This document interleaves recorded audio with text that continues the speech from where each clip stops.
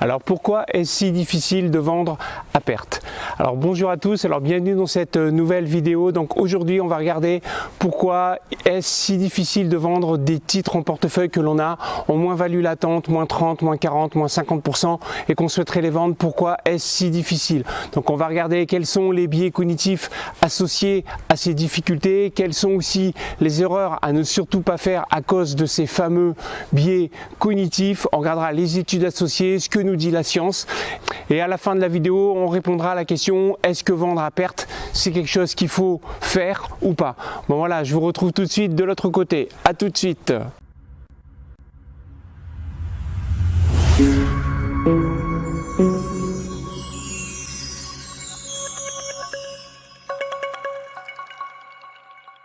Alors vendre à perte, donc on regardera ici quelles sont les difficultés qui font qu'on a du mal à vendre à perte.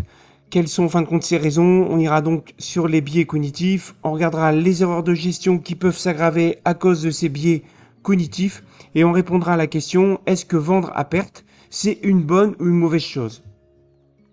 Alors en source, pour pouvoir traiter ce sujet, je vais prendre deux ouvrages.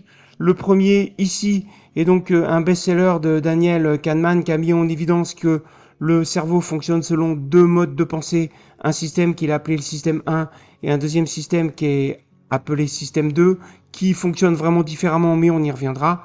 Et le deuxième livre que je vais utiliser, c'est un livre de James Montier qui compile quelque part tous les biais cognitifs que l'on a et qui sont appliqués directement à la finance. Donc ces deux livres, je vous mets le lien dans la barre de description pour ceux qui veulent se le procurer. Je précise que ce sont des liens affiliés. L'avantage de ce livre, c'est qu'il est en français puis qu'il va au-delà de tout ce qui est financier. Et ce livre existe uniquement en anglais, mais son avantage, c'est qu'il est vraiment axé sur les biais comportementaux lorsqu'on investit en bourse. Alors donc les deux systèmes de pensée, donc si je fais un résumé très succinct de système 1, système 2, donc le système 1 tel que décrit dans cet ouvrage, c'est un mode de pensée qui est rapide, intuitif et émotionnel. Donc c'est un système qui gère les réactions instinctives et les décisions qui sont plutôt basées sur des émotions, sur des intuitions, et il n'y a pas ici de réflexion plutôt approfondie. Tandis que le système 2 est un système qui est beaucoup plus lent, qui est beaucoup plus analytique, qui est quelque part beaucoup plus rationnel, et c'est ce système qui est responsable de la pensée critique. Alors les difficultés de vendre à perte, alors pourquoi est-ce que c'est difficile de vendre une ligne que l'on a en moins-value, moins 30, moins 40, moins 50%, voire pire? Parce qu'il y a des biais psychologiques qui sont donc très documentés, notamment par les deux ouvrages que je vous ai cités. Et ce qu'il faut savoir, c'est qu'une perte, en fin de compte, c'est une souffrance qui est perçue comme ça par notre cerveau et notamment notre système 1, qui est donc titillé. Et donc vous avez les investisseurs qui ont plutôt tendance à être plus sensibles à la douleur d'une perte plutôt qu'à la joie d'un gain, d'un facteur 2 environ. Je vous mets ici un graphique qui est extrait d'un des ouvrages que je vous ai mis en avant précédemment. Donc ici, ils ont fait des graphes en fait avec en abscisse des sommes d'argent qui étaient donc en jeu. Donc ici, vous avez 100 € qui ont été gagnés, 200 € qui ont été gagnés, puis ici, vous avez 100 € qui ont été perdus et 200 € qui ont été perdus. Et à travers des questions qui ont été posées à des personnes qui réalisaient des expériences, ils ont quantifié un indice de bonheur par rapport aux gains qui sont faits ou un indice de malheur par rapport aux pertes qui sont réalisées, ce qu'ils ont appelé valeur psychologique. Et ce qu'on peut voir, c'est que pour un gain de 100 €, vous avez à peu près, je dirais, une valeur psychologique positive qui est à peu près de 1,5, 1,6. Puis vous avez ici pour une perte de 100 € plutôt une perception de la souffrance en fait qui est 2 fois plus forte, puisqu'on va plutôt vers une grille de 3 par rapport à ici un gain à peu près de 1,5. Donc ce biais en fin de compte qui existe, qui est lié au système 1, c'est ce qui s'appelle le biais de l'aversion à la perte. Le cerveau a vraiment du mal à accepter les pertes parce que ça le fait beaucoup souffrir. Et ça, c'est le système 1 qui pousse à ça. Alors d'autres exemples avec des expériences réalisées à travers ces ouvrages. Donc par exemple, ils ont demandé à des gens de participer à deux options en fait qui s'offraient à eux. C'est soit en option A, vous avez une perte certaine de 75 000 $. Ou soit en option B, ils avaient 75% de probabilité de perdre beaucoup plus, 100 000 $, mais 25% de ne rien perdre. Et donc, ils ont demandé aux gens quelle est la meilleure option selon vous. Et la majorité des gens, ils ont plutôt préféré l'option B, puisque là, c'est le système 1 qui a répondu à ça, puisque ils ont repoussé l'événement, la certitude de la perte, qui était donc une perte certaine d'avoir 75 000 €. Ça, c'est le système 1 a dit, ça, j'en veux pas. je préfère plutôt l'option B qui est d'avoir quand même, on va tenter notre chance d'avoir 25% de ne rien perdre, ce qui va nous donner peut-être une porte de sortie qui sera plutôt préférable. Autre exemple aussi qui a été étudié à travers donc une étude aux USA qui a été faite de 1987 à 1993. Ils ont regardé le comportement des particuliers. Donc l'étude, elle porte ce titre-là. Vous pouvez la retrouver sur Internet. Hein, elle existe gratuitement. Donc ils ont étudié 10 000 comptes d'investisseurs en fait. Et ils ont regardé le nombre de jours qu'ils conservaient les perdants par rapport au nombre de jours qui conservaient les gagnants. Et le résultat, c'est que le temps médian de conservation des perdants, c'est à peu près 20% de plus que celui des conservations des gagnants. Ça veut dire que les investisseurs, ils ont plutôt tendance à vendre leurs gagnants beaucoup plus tôt et à conserver leurs perdants beaucoup plus longtemps. Donc conserver les perdants beaucoup plus longtemps, on l'a vu, c'est la version au risque selon le système 1 qui repousse le plus loin possible la réalisation certaine d'une perte. Mais ils ont aussi eu tendance à vendre les gagnants beaucoup plus tôt, ce qui fait que la durée de détention des gagnants, ils les ont beaucoup plus rétrécis par rapport à la durée de détention des perdants. Donc ça, c'est un deuxième biais qui s'appelle le biais de disposition, qui est donc un biais, on va le voir par la suite, qui peut être énormément destructeur de valeur de la performance de vos portefeuilles, qui est donc un biais qui est, je dirais, un sous-biais, en fait, du biais de la version au risque. Là, par rapport à des choix que vous avez de réaliser des pertes ou réaliser des gains, le système 1 va plutôt être sur le plaisir à court terme qui est de, on veut surtout pas de perte, donc on enterre la perte et on la reporte à plus tard.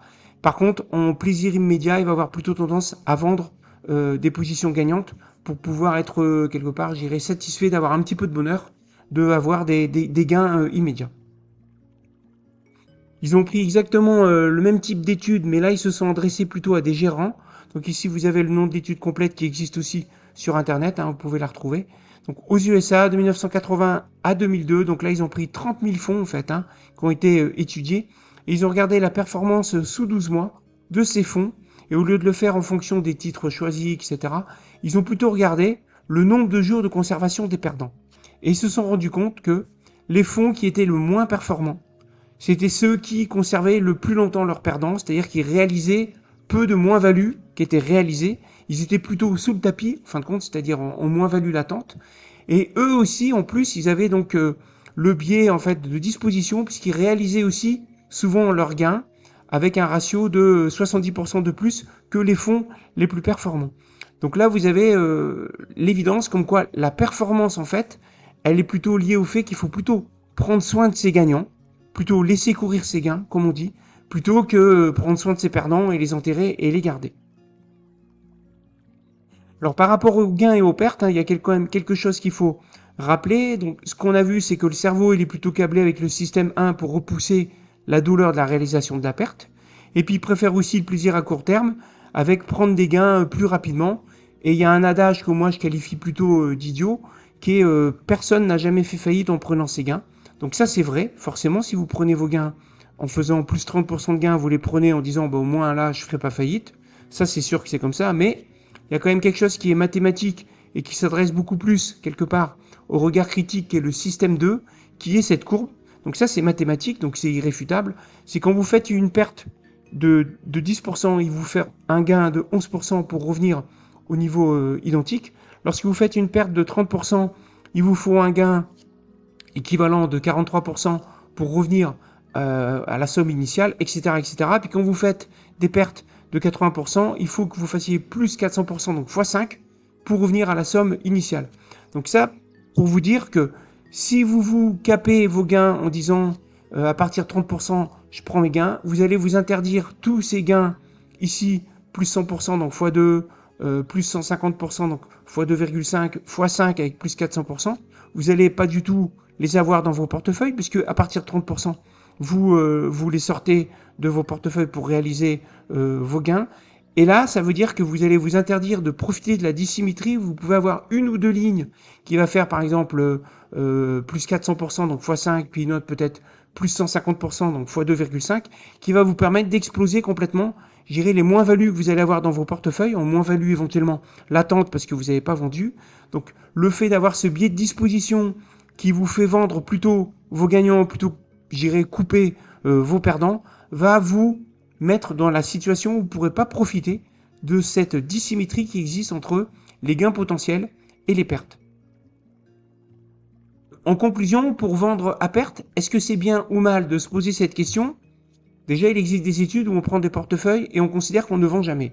Donc ni à perte, ni en gain. C'est cette fameuse notion qui s'appelle Coffee Can Portfolio qui a été détaillée dans ce livre de Chris Meyer, 100 Buyers. J'avais fait une vidéo sur ce livre qui identifie les titres qui ont fait x100 en bourse aux USA sur plus de 100 ans. Donc j'avais retrouvé les 5 traceurs qui permettent de caractériser les 5 dénominateurs communs qu'ont ces sociétés. Je vous mets ici le lien de cette vidéo et je vous invite à aller la voir. Mais pour autant, cette histoire de vendre à perte, est-ce que c'est bien ou mal, indépendamment du fait qu'on peut éventuellement ne jamais vendre comme avec cette stratégie de Coffee Can Portfolio? Le souci de se poser cette question, c'est que c'est révélateur, c'est symptomatique d'un manque de processus dans les décisions, notamment vos décisions d'achat. Parce que ne pas savoir vendre à perte ou même, j'irais, en gain, ça vient des biais cognitifs, mais aussi d'un manque de préparation à l'achat. Puisque normalement, quand vous avez acheté une société, c'est que vous avez une thèse. Donc ça peut être le management a changé, ils sont en train de changer la stratégie, ça va apporter de la valeur. Ou la société a découvert un nouveau marché avec un nouveau produit, ou ils sont installés dans un nouveau pays, ils sont en train de tout exploser. Donc ça a de la valeur. Donc ça peut être une des thèses d'investissement. Donc derrière, en fonction de comment vous surveillez votre thèse, vous allez avoir une décision de vente qui peut arriver, mais indépendamment de si vous êtes en gain ou si vous êtes en perte, qui va être plutôt en lien avec votre thèse d'investissement initiale. C'est ça qui est plutôt important. Donc vendre à perte, est-ce que c'est bien ou mal? Je dirais que c'est plutôt, est-ce que votre thèse d'investissement initiale, elle est respectée ou pas? Donc en synthèse, en fait, ce qu'on a vu ici, c'est que les pistes pour contrer ces biais cognitifs, c'est accepter que tout le monde fait des erreurs. Donc les pertes, elles seront inévitables. Donc vous en aurez soit en réalisé, soit en moins-value latente, mais vous en aurez toujours. Deuxième conseil aussi pour contrer ces biais cognitifs, c'est prendre soin de ses gagnants.